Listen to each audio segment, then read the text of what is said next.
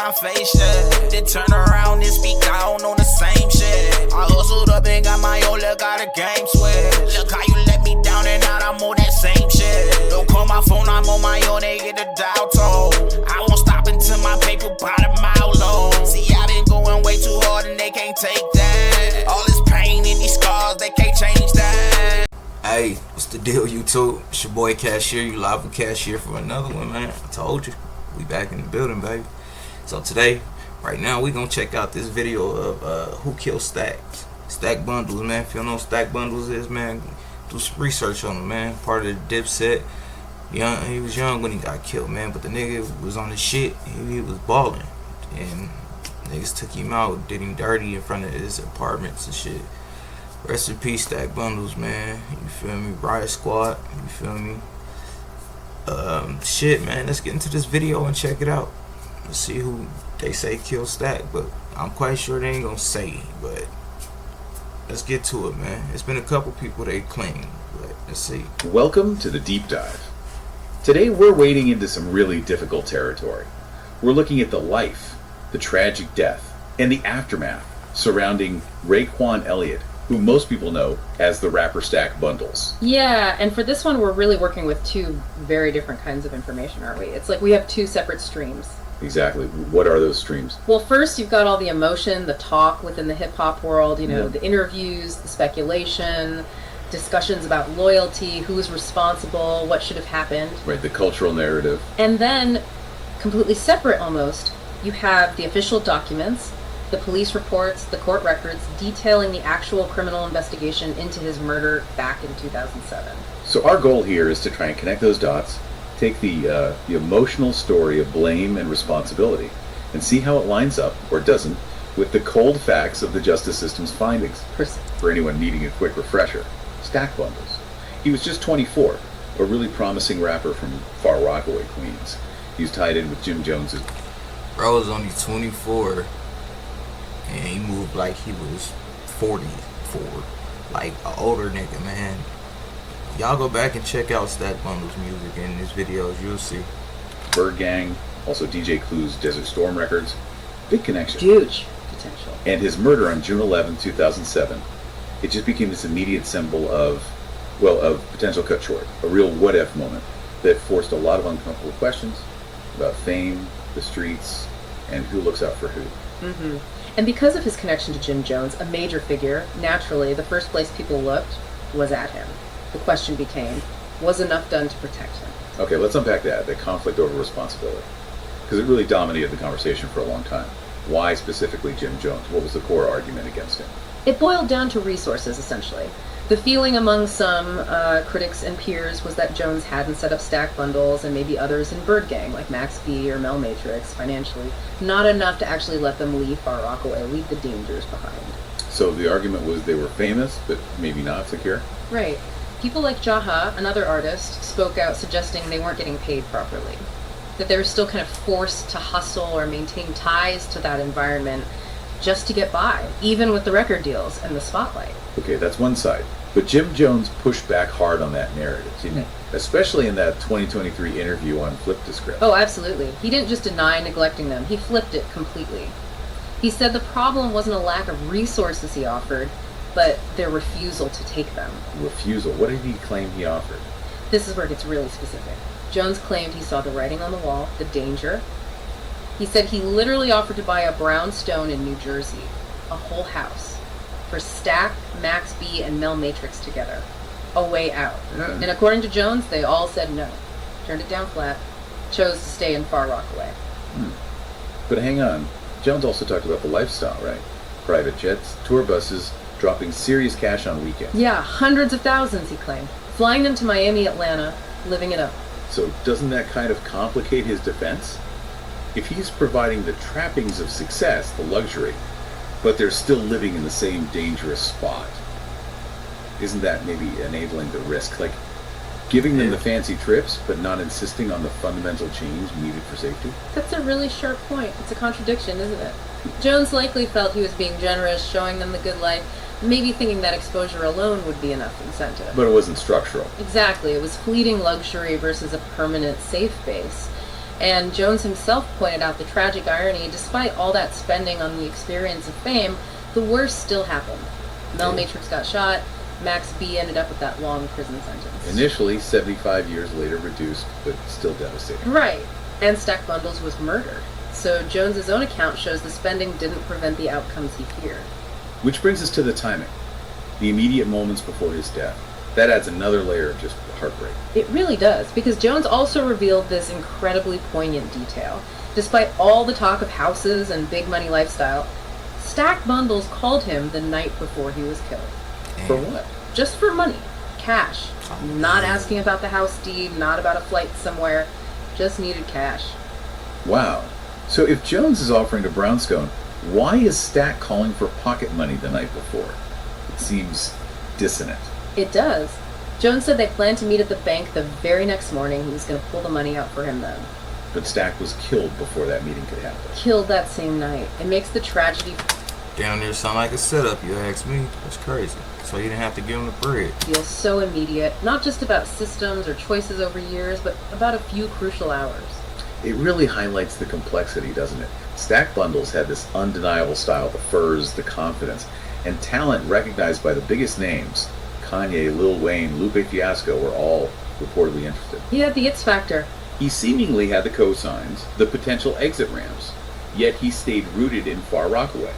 It suggests that maybe that neighborhood connection, that street identity, it provided something. Something deeper, maybe, than what money or even a house in Jersey could offer. It really speaks to how powerful identity and belonging can be, sometimes even outweighing, obvious opportunity or safety. The truth here is probably murky. Maybe Jones did try to help, but maybe within a system that's inherently exploitative. And maybe Stack needed a different kind of support. Or maybe he just truly didn't want to leave his roots, even if it meant rejecting that offer of a house. It's that tangled web, isn't it? Loyalty, identity, circumstance, industry pressures, all converging. Okay, so let's pivot now. Let's leave the kind of cultural debate and the who's to blame arguments for a moment. Let's look at the second set of sources, the legal side. How did the justice system actually handle the murder itself? High-profile victim, complex environment. Well, initially it went about how you might expect in that kind of situation. The investigation hit roadblocks. The code of silence. Exactly. Limited witness cooperation, people not talking, standard challenges in many urban homicide cases. It wasn't solved quickly. So what broke it open? Yeah. How did they get past that wall? This is where it gets interesting from an investigative standpoint. The breakthrough didn't actually come directly from the Stack Bundles murder investigation. Really? Where did it come from then? It came from a Shit. Long live Stack. totally separate, very high-profile incident. The shooting of some NYPD officers in July 2007, about a month after Stack's murder. Wow, okay. So police are investigating an attack on their own officers. And informants connected to that case started providing information, trying to get leverage, maybe make deals for themselves. And that information pointed towards Stack's murder. Precisely. These informants gave details that linked a suspect, someone apparently moving in overlapping circles, directly to the killing of Stack Bundles weeks earlier. It highlights how interconnected these things can be. Information about one crime often surfaces during the investigation of another. That's quite a break. Relying on intel from a completely different case.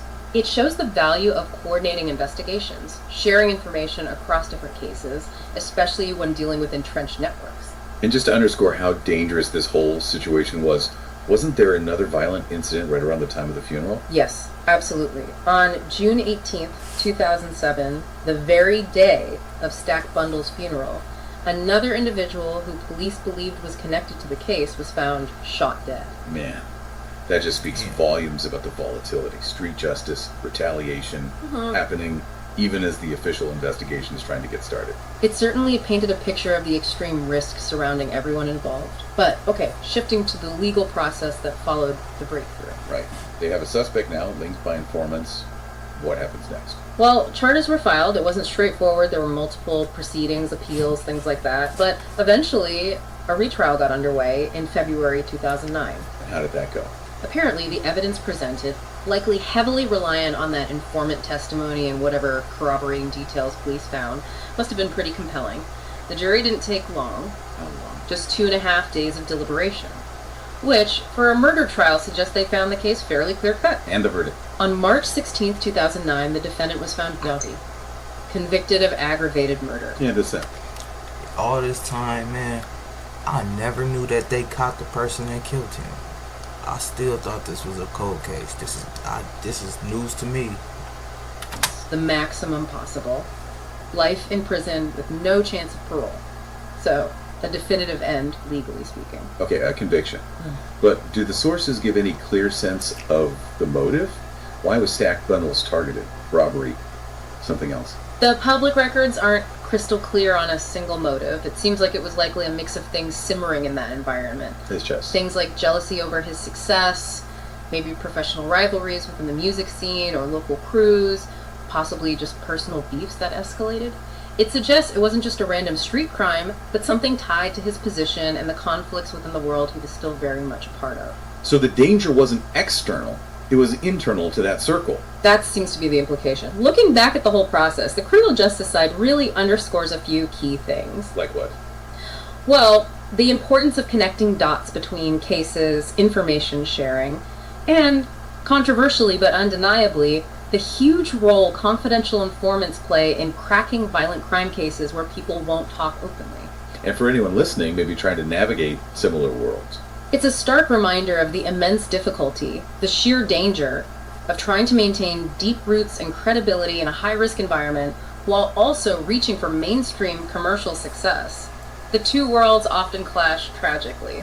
So wrapping this deep dive up, it's a story full of contradictions, isn't it?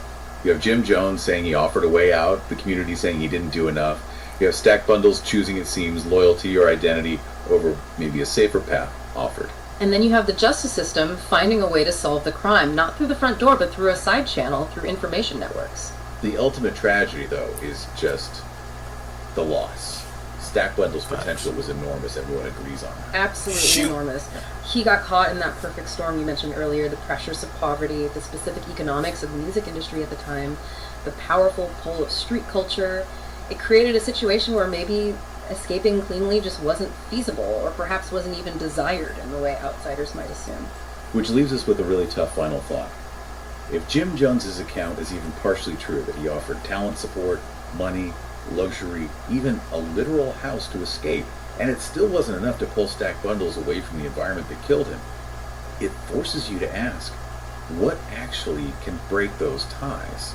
If money and a physical escape route aren't the answer, what is? What does that tell us about how deeply identity and belonging can shape our choices? Maybe even more than opportunity. That's the lingering question, isn't it? Something for all of us to think about. Indeed. We'll leave it there for this deep dive. Join us next time. Hey man, say man, long live Stacked Bundles, my dude. You know, shit crazy, bro. Cause they shot him like, I want to say like 9 times, 8 times, some shit like that. Did him bad coming in the apartments. It's always fucked with me since I was a kid. It's weird, but yeah, man. Rest in peace, Stacked Bundles, bro. Big time dude. He was gonna be huge, man. Huge. He was gonna be bigger than Jim Jones and all them niggas, you know. But this how the shit play out, man. You know, this what we call life, bro. I wish he would have took that chance to go to New Jersey, got in that house, and you fuck around still be alive. But you never know, because you know niggas always want to go back to their hood. So, hey, long live Stack, man. It's your boy Cashier, man. You live with Cashier for another one. Hey, just tune in, like, comment, subscribe. Y'all know what's up. We back in the building. I told you. Y'all already know. I'm gone.